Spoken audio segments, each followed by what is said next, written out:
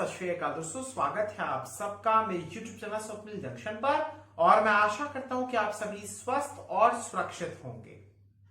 दोस्तों, जिस बात का डर पूरे विश्व को था, जिस बात को लेकर, जिस आतंकवादी घटना या फिर आत्मघाती हमले को लेकर दुनिया के बड़े बड़े और अमीर देश, विकसित देश चेतावनी दे रहे थे, अलर्ट जारी कर रहे थे, अपने नागरिकों को एयरपोर्ट यानी काबुल का जो अंतर्राष्ट्रीय एयरपोर्ट है, हामिद करजई हवाई अड्डा, अंतर्राष्ट्रीय हवाई अड्डा, वहां पर जाने से एहतियात बरतने को कह रहे थे, वहां न जाने की चेतावनी दे रहे थे। अंततः वो चेतावनी सही साबित हुई। जो अलर्ट जारी किया जा रहा था कि काबुल के एयरपोर्ट के बाहर जिस प्रकार से वहां पर हजारों की संख्या में अफगानी नागरिक हो या फिर अन्य देशों के नागरिक हो, प्रमुख तौर पर अफगानी नागरिक हो, और उसमें भी मेजॉरिटी उन लोगों की है जो लोग किसी ना किसी तरीके से नेटो गठबंधन वाली सेनाओं की, जिनका नेतृत्व अमेरिका कर रहा था, उनकी मदद कर रहे थे। उन लोगों की जो एक प्रकार से जमावड़ा वहां पर हुआ, इसको लेते हुए, इसको ध्यान में रखते हुए, मद्देनजर रखते हुए दुनिया के कई सारे देशों ने, जिसमें अमेरिका, जिसमें ऑस्ट्रेलिया, ब्रिटेन, न्यूजीलैंड ये शामिल हैं, इन्होंने अलर्ट जारी किया था। और इन्होंने ये कहा था, मैं आपको बताना चाहूंगा दोस्तों, गुरुवार को ही अलर्ट इन्होंने जारी किया था कि वहां पर एक बड़ा आतंकवादी हमला हो सकता है, एक बड़ा आतंकी हमला हो सकता है।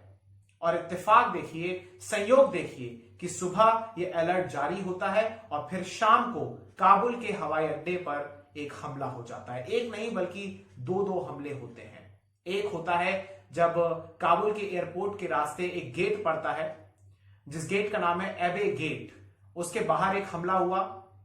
और एक हमला जो होता है वो होता है दरअसल वहीं पर एक मौजूद है पास में एक होटल जिसका नाम है बैरन होटल। अब इसको आप, जो इसका वहां पर प्रोनाउंसिएशन है वो बैरन है या फिर बरून है, जो भी है, इस होटल के बाहर एक हमला होता है। अमेरिकी रक्षा विभाग, पेंटागन की ओर से यह बात कही गई, उनके प्रवक्ता जॉन किर्बी ने कहा कि हां, अफगानिस्तान के भीतर यानी काबुल के एयरपोर्ट पर और एक होटल के बाहर 2 हमले हुए हैं। इनमें से यह भी कहा गया कि एक आत्मघाती हमला था, और जिसे आप फिदाइन हमला कह सकते हैं, और एक हमले के बाद कुछ फायरिंग की घटनाएं भी सामने आई हैं। ये भी खबरें सामने आई हैं कि इटली के विमान पर, जो कि विमान उतरा था लोगों को इवैक्यूएट करने के इरादे से, उस मंशा के साथ, जब वो टेक ऑफ कर रहा था तो उसी दरमियान उस विमान पर भी फायरिंग हुई है।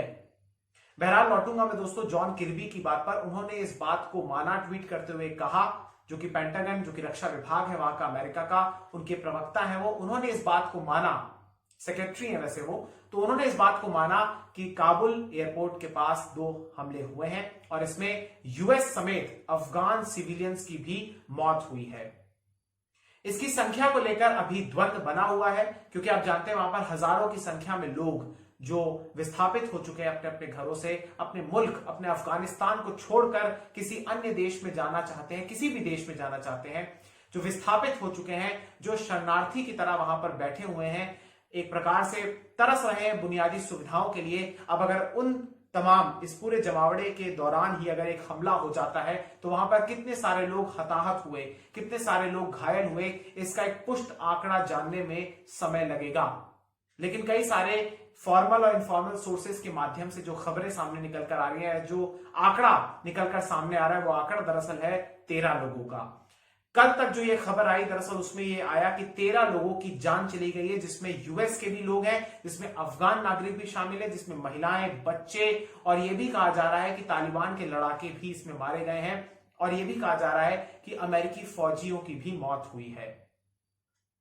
इसके अलावा दोस्तों मैं आपको बताना चाहूंगा कि अफगानिस्तान के भीतर लगातार ये जो कई सारी, जब ये कल हमला हुआ काबुल एयरपोर्ट के बाहर और बैरन होटल के बाहर, तो जब ये, इसके बाद जो विजुअल्स जो सोशल मीडिया पर एक प्रकार से वायरल हो रहे हैं, उसमें जो तस्वीरें हैं वो आपको विचलित कर देंगी। वो तस्वीरें इतनी ज्यादा विभत्स हैं कि किसी की भी संवेदनाएं झकझोर जाएंगी और कोई भी आंखों में, किसी की भी आंखों में आंसू आ जाएगा, क्योंकि वहां पर आपको मैं बताना चाहूंगा, जो मैंने पर्सनली निजी तौर पर मैंने जो विजुअल्स देखे हैं वो इस प्रकार से हैं। मैं आपको सिर्फ उसका विवरण देना चाहूंगा, वो विजुअल्स नहीं लगा रहा हूं, नहीं अटैच कर रहा हूं इस वीडियो के साथ। लेकिन आप कल्पना कीजिए कि वहां पर काबुल एयरपोर्ट जो है दोस्तों, वहां पर एक नाला भी बह रहा है, उसके पीछे गंदा नाला है वो, और वहां पर लोगों की लाशें पड़ी हुई हैं, और जो लोग बच गए वो खून से लथपथ हैं। उस गंदे नाले के अंदर भी और उसके आसपास भी एक प्रकार से शवों का अंबार लगा हुआ है। लोग जो उसके आसपास हैं वो रो रहे हैं, अफरा तफरी का माहौल है काबुल के एयरपोर्ट पर, क्योंकि आप जानते हैं अगर ब्लास्ट हुआ है तो वहां पर लोगों के भीतर भी एक कोहराम मच गया, और अफरा तफरी का माहौल तो मचेगा ही, क्योंकि लोगों को समझ नहीं आएगा कि आखिर वो किधर जाएं, कहां वो सुरक्षित होंगे। इस बीच आपको मैं एक चीज और बताना चाहूंगा, बहुत ध्यान से आप सुनिएगा दोस्तों। ये जो काबुल का हामिद करजई अंतरराष्ट्रीय हवाई अड्डा है, इसकी जो सुरक्षा है उसकी जिम्मेदारी, अगर मैं बात करूं अंदरूनी सुरक्षा की, यानी एयरपोर्ट का जो पूरा का पूरा परिसर है उसकी, और जो वहां पर जो विमानों का संचालन हो रहा है अलग अलग देशों के द्वारा, उसकी जो प्रमुख तौर पर जो सुरक्षा की जिम्मेदारी है, जो नेतृत्व वहां पर जो कर रहा है, वो दरअसल अमेरिका है। और अमेरिका के साथ साथ वहां पर ब्रिटेन के, कनाडा के और तमाम देशों के भी वहां पर फौजी तैनात है, सैनिक तैनात है। एयरपोर्ट के बाहर का इलाका जो है, वहां पर तालिबान के लड़ाके वहां की सुरक्षा की जिम्मेदारियों को, जो उनकी जिम्मेदारियां हैं, उसको अंजाम दे रहे हैं।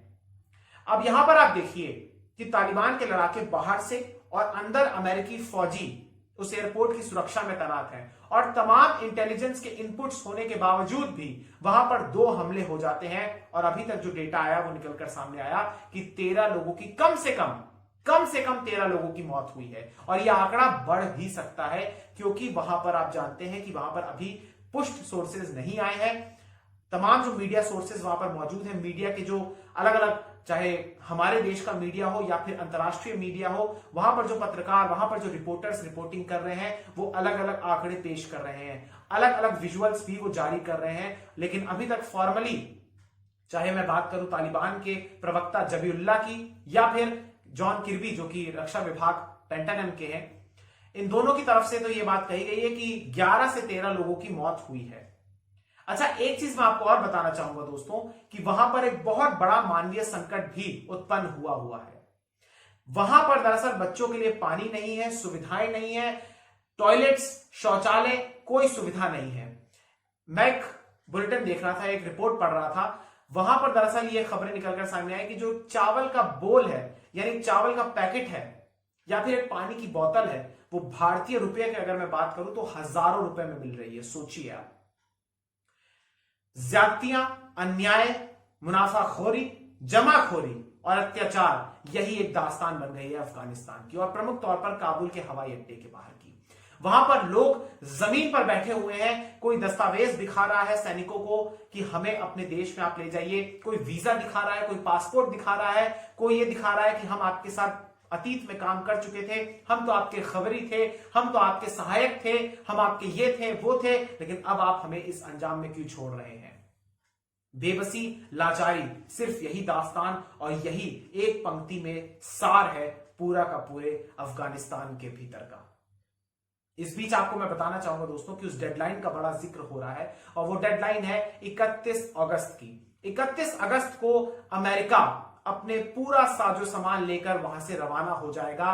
कम से कम ये कल तक, या यूं कहिए कि अभी तक तो यही स्थिति स्पष्ट है कि अमेरिका 31 अगस्त तक वहां से चला जाएगा, जो डेडलाइन है वहां की। हालांकि इस बीच G7 की भी बीते दिनों बैठक हुई, जिसमें यूरोप के जो देश हैं उन्होंने इस बात को लेकर अपील की, आग्रह किया अमेरिकी राष्ट्रपति से कि वो जिस प्रकार से जो डेडलाइन उन्होंने निर्धारित कर रखी है कि हम 31 अगस्त के बाद अमेरिका के जो फौजी हैं, अमेरिका के जो नागरिक हैं, वो वहां से निकल जाएंगे, साजो सामान ले जाएंगे, पूरा का पूरा अमेरिका वहां से अपना सामान लेकर निकल जाएगा। उस डेडलाइन पर वो विचार करें, पुनर्विचार करें। वो डेडलाइन बहुत ज्यादा खतरनाक हो सकती है।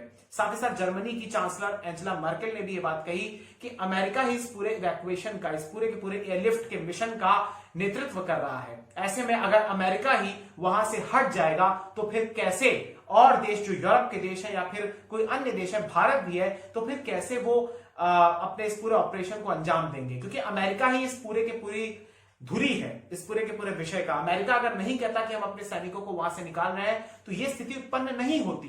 तालिबान ने जो 15 अगस्त को कब्जा करना शुरू किया, काबुल पर पहले उसने कब्जा किया, उसके बाद धीरे धीरे वो और अपना व्यापक पूरे विस्तार अपना कर रहा है व्यापक तौर पर। वहीं से ये शरणार्थियों का संकट शुरू हुआ और मानवाधिकार उल्लंघनों का भी संकट शुरू हुआ।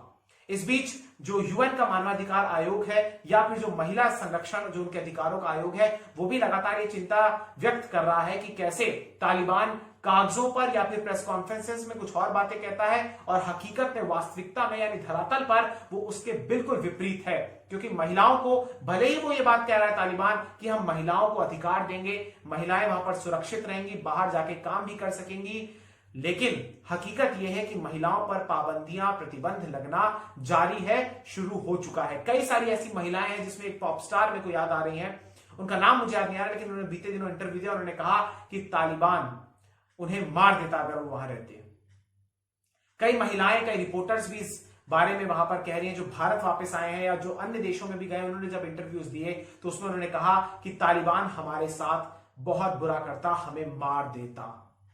तालिबान एक ऐसा आतंकवादी संगठन है जो कभी सुधर नहीं सकता, क्योंकि वो एक आतंकवादी संगठन है। उसके साथ दुनिया के बड़े बड़े देश संवाद स्थापित कर रहे हैं। इससे ज्यादा शर्मनाक कुछ नहीं हो सकता। ये सीधे तौर पर मैं चीन जैसे देशों को कह रहा हूं, चीन, पाकिस्तान और काफी हद तक रूस भी, ये लगातार तालिबान के संपर्क में है और तालिबान से संवाद स्थापित करने की प्रयास कर रहे हैं, कूटनीतिक राजनयिक संबंध स्थापित करने की बात कर रहे हैं। इस बीच भारत के सामने भी एक विकल्पहीनता आ गई है। भारत को भी अभी फिलहाल समझ नहीं आ रहा है कि हम चर्चा करें, हम इस तालिबान की सरकार को, हुकूमत को इनकी मान्यता दें या ना दें, क्योंकि अतीत में भारत ने बातचीत की है। जब आपको याद होगा कि हमारा एक IC-814 जो एरोप्लेन था, जो प्लेन था, वो हमारा हाईजैक हुआ था। उसको जब अफगानिस्तान के कांधार प्रांत में ही लेकर गए थे आतंकवादी, तो वहां पर जो नेगोशिएशंस हुए थे वो तालिबान के साथ ही हुए थे और फिर तालिबान ने उसमें एक मध्यस्थता की भूमिका भी अदा की थी, क्योंकि उस समय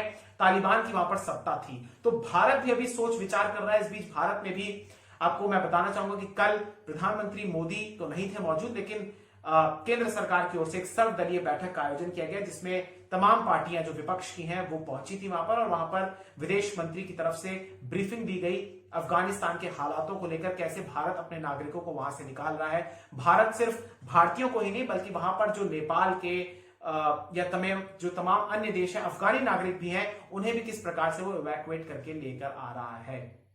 इस बीच आपको मैं एक चीज और बताना चाहूंगा दोस्तों कि ये जो ब्लास्ट हुआ, इसमें तालिबान ने जो ये जिम्मेदारी दी है या तालिबान ने जो ये कहा, उन्होंने कहा, तालिबान के प्रवक्ता जबीउल्लाह की तरफ से ये बात कही गई कि हमने तो पहले ही ये अलर्ट जारी कर दिया था और ये अलर्ट अंतर्राष्ट्रीय देशों को, अंतर्राष्ट्रीय समुदायों को दे दिया था कि यहां पर हमला हो सकता है, लेकिन किसी ने हमारी बात नहीं सुनी। कमाल कर दिया, एक आतंकवादी संगठन ऐसी बातें कर रहा है। कभी सोचकर हंसी नहीं, तरस आता है मुझे कि दुनिया इतनी बेबस है वाकई में। इसके अलावा तालिबान ने एक चीज मैं आपको और बताना चाहूंगा दोस्तों कि ISIS का जो अफगानिस्तान का, एक आप मान सकते हैं कि उनका जो अफगानिस्तान का एक प्रकार से विंग है, जिसको ISIS खुरासन कहा जाता है, Islamic state of Iraq and Syria Khurasan, ISIS के, इन पर उन्होंने जिम्मेदारी थोपी है। और ये कहा जा रहा है और ये माना भी जाता है कि आईसिस खुरासन जो है ये और भी ज्यादा कट्टरपंथी है, और भी ज्यादा रेडिकल है, और भी ज्यादा ये एक प्रकार से चरमपंथी और कट्टर और आतंकवादी संगठन जो भी आप कह लीजिए है, और ये तालिबान से जलता है। लिहाजा तालिबान ने इसकी पूरी जिम्मेदारी आईसिस खुरासन को दी है। कहा है कि यही इस पूरे आत्मघाती हमले का और ये जो काबुल एयरपोर्ट के बाहर हुआ गेट पर, उसका जिम्मेवार है। अब आने वाले समय में पता चलेगा या पता नहीं भी चलेगा, क्योंकि अफगानिस्तान को अब कोई देश मानता ही नहीं है। इस्लामिक एमिरेट ऑफ अफगानिस्तान की अपना अस्तित्व क्या है, उनकी पहचान क्या है, उनके नागरिकों की पहचान क्या है, इसको लेकर हर कोई द्वंद्व में है। इवन चाहे अफगानिस्तान के नागरिक हो, चाहे उनके कोई भी प्रतिनिधित्व करने वाले, कोई भी किसी भी क्षेत्र के लोग हो। अभी हाल ही में पैरालंपिक्स में आपने देखा होगा कि अफगानिस्तान का झंडा वहां पर फहराया गया है, लेकिन इस बीच लोगों को यही संकट है, यही नहीं पता कि वो किस देश के और किससे ज्यादा किसके पास जाके मदद मांगे। इससे ज्यादा लाचारी किसी के नहीं हो सकती, और भगवान किसी को ऐसे दिन ना दिखाए। अफगानिस्तान से लगातार ऐसी तस्वीरें सामने आ रही हैं, जहां पर एक और पंजशीर में, जो कि वहां पर नॉर्दर्न अलायंस लड़ रहे हैं, जो कि एक रेजिलियंट फोर्सेज हैं, रेजिस्टेंस फोर्सेज हैं, वो लड़ रही है तालिबान के खिलाफ। यह भी कहा जा रहा है कि तालिबान ने जो आसपास के प्रांत हैं, आसपास के जो इलाके हैं पंजशीर के, उन पर अपना कब्जा स्थापित कर लिया। और ये भी खबरें हैं कि तालिबान बातचीत कर रहा है, और बातचीत हुई है पंजशीर के जो नेता है, नॉर्दर्न अलायंस के जो ये नेता है, इनके बीच और तालिबान के लड़ाकों के बीच, तो वहां पर हालात रोज परिवर्तन में आ रहे हैं, रोज परिवर्तित हो रहे हैं। इस बीच अब ये देखना होगा कि क्या आगे स्थिति और बनती है, क्योंकि भारत लगातार अपने लोगों को रेस्क्यू कर रहा है। करीब 600 से ज्यादा लोगों को रेस्क्यू कर चुका है। अमेरिका, कनाडा, ब्रिटेन और भी जो तमाम बड़े बड़े देश हैं, जर्मनी, इटली, फ्रांस, ये तमाम जो देश हैं, ये भी अपने हजारों नागरिकों को रेस्क्यू कर चुके हैं। इस बीच आपको एक चीज और मैं आपको बताना चाहूंगा दोस्तों, कि चीन हो, रूस हो, पाकिस्तान हो, पाकिस्तान में तो जश्न भी मनाया गया इस बात को लेकर कि तालिबान का कब्जा हो गया है। वहां के कई मदरसों पर, कई जो वहां के मस्जिद हैं, वहां पर से अनाउंसमेंट हुआ, वहां पर ध्वज फहराया गया मदरसों पर तालिबान का, कि वो सफल हो गए हैं तालिबान अफगानिस्तान की सत्ता पर काबिज होने के लिए। तो ऐसे में ये देशों का मैंने नाम लिया, इसमें तुर्की को भी आप शामिल कीजिए, ये वो देश है जो खुश हैं। और कुछ ऐसे देश हैं जिसमें पश्चिम के देश आते हैं, यूरोप के देश आते हैं, जिसमें अमेरिका आता है और जिसमें भारत आता है। ये वो देश है जो चिंतित है हालातों को लेकर। हालांकि एक चीज मैं और बोलना चाहूंगा दोस्तों, कि दुनिया के पास इतने सारे अत्याधुनिक हथियार हैं, इतनी बड़ी बड़ी फौजें हैं, क्यों नहीं दुनिया मिलिट्री ऑपरेशन करके ग्राउंड जीरो पर जाकर तालिबान का खात्मा करता है। अगर तालिबान जिंदा रहेगा तो वो आज इसकी टोपी उसके सर की तर्ज पर किसी को कभी कुछ कर देगा, किसी को कभी ब्लेम कर देगा। लेकिन ये सब कुछ इसलिए हो रहा है क्योंकि दुनिया के एक हिस्से में यानी अफगानिस्तान के भीतर ज्यादतियां हो रही हैं और लोगों की उसमें मौन रहकर खामोशी है और उसको स्वीकृति भी है। आज अगर तालिबान वहां पर कब्जा नहीं करता, अगर वो आज मान्यता अपने आप को नहीं दिलवाता लोगों से, या उसकी कम से कम जद्दोजहद नहीं करता, तो फिर शायद कोई अन्य आतंकवादी संगठन हमला करने की भी नहीं सोचता। लेकिन वहां पर चूंकि भीड़ जमा है, ज्यादा पैमाने पर, ज्यादा तादाद में वहां पर कैजुअलिटीज हो सकती है, इसीलिए आतंकवादी हमला हुआ। और इसको लेकर और भी आगे अलर्ट्स हैं कि आगे आने वाले दिनों में हो सकता है कि और भी आतंकी हमले हों। अब दुनिया क्या कर रही है ये देखना होगा। हालांकि जब आतंकवादी हमला हो जाता है तो जो वहां पर ऑपरेशन चल रहा है इवैक्यूएशन का, उस पर भी कुछ आशंका के बादल आते हैं। हालांकि मुझे लगता है कि ये ऑपरेशन जारी रहेगा, लेकिन थोड़ा बहुत तो प्रभाव पड़ेगा उस पर भी। तालिबान की तरफ से एक फरमान और आया है दोस्तों, अब मैं आपको बताना चाहूंगा कि तालिबान ने कहा है कि अफगानिस्तान के जो योग्य लोग हैं वो देश ना छोड़कर जाएं। यानी अब जो लोग स्वेच्छा से देश छोड़कर जाना भी चाहते हैं, इस आस में बैठे हैं कि अगर वो हवाई अड्डे पहुंच गए तो हम इस देश को छोड़ देंगे और अपनी जान बचा लेंगे, अब उन पर भी ये खतरा मंडरा रहा है कि तालिबान ने यह फरमान सुना दिया है कि अब कोई भी देश अफगानी नागरिक नहीं छोड़ेगा। अब ये सेफ पैसेज सिर्फ इंटरनेशनल जो नागरिक है वहां पर उनके लिए है, जो फॉरेनर्स हैं वहां पर उनके लिए है। चेकिंग भी चल रही है वहां पर बकायदा। तो हालात बहुत गंभीर है अफगानिस्तान के, और यह देखना होगा कि आखिर ये कब तक और गंभीर रहते हैं और कब तक दुनिया इस पर मौन रहती है। इस बीच एक लास्ट खबर मैं आपको और बताना चाहूंगा कि तालिबान ने अपने सूत्रों के हवाले से ये खबरें आई हैं, अभी आधिकारिक तौर पर उन्होंने नियुक्तियां नहीं की हैं, अभी पुष्टि नहीं की है, लेकिन ऐसा कहा जा रहा है कि तालिबान ने अपने वित्त मंत्री, गृह मंत्री और रक्षा मंत्री कार्यवाहक तौर पर इनकी नियुक्तियां कर दी हैं, जो कि तमाम आतंकवादी हैं और तमाम कभी ना कभी जेलों में रहे हैं और एक कट्टरपंथी विचारधारा को फॉलो करते हैं और मौलवी हैं। तो पूरे तरीके से 21वीं सदी में जहां दुनिया कहां से कहां पहुंच रही है, वहां एक मुल्क ऐसा है जो 20 साल 25 साल पीछे चला गया। 20-25 साल छोड़िए, ये तो मध्यकालीन उस इतिहास में चला गया है, आज से करीब 500-600 साल पहले चला गया, जब सिर्फ वहां पर मौलवियों का शासन होगा, वहां पर औरतें घर के भीतर कैद होंगी, कोई बाहर नहीं जा पाएगा, और जो पुरुष होंगे, जो सही पुरुष होंगे वो तो वहां पर कार्य कर सकेंगे, लेकिन जो घटिया और ये तालिबान वाले सोच वाले पुरुष होंगे वो सिर्फ औरतों पर जुल्म उठाएंगे, रेप करेंगे, सेक्स स्लेव्स बनाएंगे, बच्चों को, छोटे छोटे बच्चों को अपने संगठन में भर्ती करेंगे। यही सब वहां पर होगा और अफगानिस्तान जिंदा मुर्दा बन चुका है, कब्रगाह बन चुका है अफगानिस्तान, मानवाधिकार उल्लंघनों की, धर्म की, कर्तव्यों की, इंसानियत की, सब चीजों की। और दुनिया खामोश है क्योंकि उसे सिर्फ अपने इंटरेस्ट देखने हैं। दुनिया मीन्स बिजनेस। जब उसे लगता था अफगानिस्तान हमारे काम का है तो उन्होंने हमले किए, उन्होंने कब्जा किया, सैन्य हस्तक्षेप किया, और जब उन्हें लगा कि हां भाई अफगानिस्तान का कुछ नहीं हो सकता तो अब उनकी वापसी हो रही है। शर्मनाक है, ये बहुत ज्यादा शर्मनाक है। जो बाइडेन साहब, आप राष्ट्रपति हैं अमेरिका के, लेकिन आप, कहना नहीं चाहिए लेकिन आप इनकॉम्पिटेंट हैं। आपके निर्णय बहुत ज्यादा संदेहास्पद हैं, सवाल के घेरे में आते हैं। भगवान ही मदद करे अफगानिस्तान की, ईश्वर करे कि उनकी जान सुरक्षित रहे, क्योंकि वहां पर माएं लगातार जो कटीली तारें हैं उन पर से अपने बच्चों को फेंकने पर मजबूर हैं, अपने कलेजे को टुकड़े को दूर करने को मजबूर है इस उम्मीद के लिए, इस सिर्फ एक उद्देश्य के लिए कि कम से कम अगर उनकी जान चली जाए तो उनके संतान सुरक्षित रह जाए, उनका वंश आगे बढ़ जाए। स्थिति बहुत नाजुक है बेसिक बुनियादी जरूरतों की कमी के साथ। बहरहाल इस हवाई अड्डे पर जो ये हमला हुआ और जो एक और अन्य हमला हुआ, इसको लेकर जो और खबरें आएंगी और जो बड़ी बड़ी डेवलपमेंट्स होंगी उसको लेकर मैं आपके साथ समय समय पर हाजिर होता रहूंगा। इस बीच आप ये समझिएगा कि पाकिस्तान हो, चीन हो, ये देश पीछे के दरवाजे से, और पाकिस्तान तो सामने तालिबान का समर्थन कर रहा है, उन्हें वित्तीय सहायता दे रहा है और तमाम अन्य आतंकी संगठनों को भी दे रहा है। तो ऐसे में ये सवाल क्यों नहीं बनता कि जो तालिबान के विरोध में लड़ रहे हैं उनको भी फाइनेंशियल मदद दी जाए। मैं बात कर रहा हूं नॉर्थर्न अलायंस की, सोचिएगा जरूर दोस्तों। बहुत बहुत शुक्रिया, बहुत बहुत धन्यवाद। जय हिंद, जय भारत, वंदे मातरम, इंकलाब जिंदाबाद, सत्यमेव जयते, नमस्कार।